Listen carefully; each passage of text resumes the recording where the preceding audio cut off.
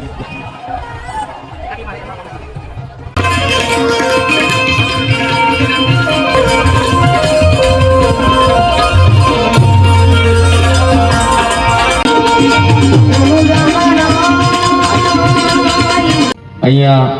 પધાર્યા છે અને મંદિરમાં રેતીની સેવા તો ઝડપ મળી. તો હેલો નમસ્કાર મિત્રો, કેમ છો બધા? ફરી એકવાર આપણા વિડીયોમાં સ્વાગત છે તમારું.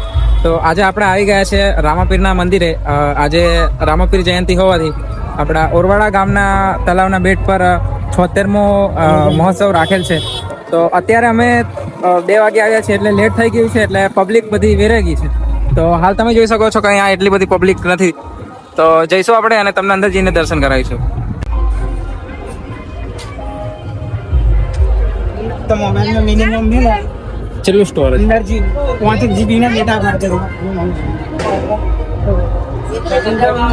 તો હાલ મિત્રો આપણે આવી ગયા છે અંદર. બહુ બધું મોટું મકાન બનાવેલું છે.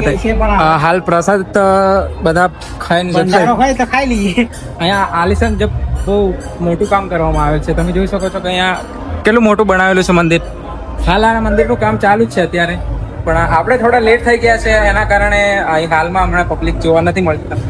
તો હાલ તમે અહીંયા જોઈ શકો છો કે અહીંયા પ્રસાદનું કામ ચાલુ છે. પ્રસાદ વેચાય છે અને ઘણા લોકો પ્રસાદ ખાઈને જતા રહ્યા છે. લગભગ પ્રસાદ પણ પતી ગયો છે. અહીંયા કામગીરી ચાલુ નથી હમણાં હાલમાં વેચવાની.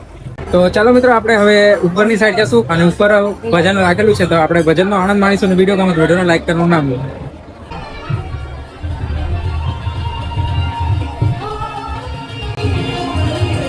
જય હો.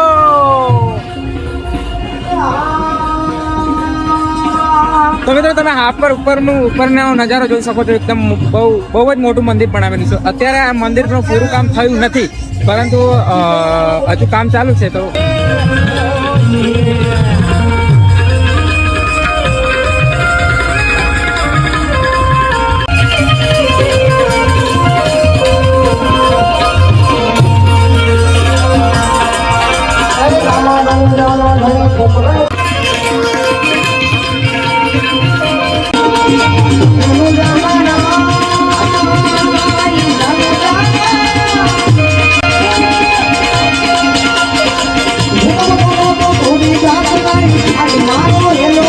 અહીંયા પધાર્યા છે અને મંદિરમાં રેતીની સેવા તો ઝડપ મળી છે સાહેબ.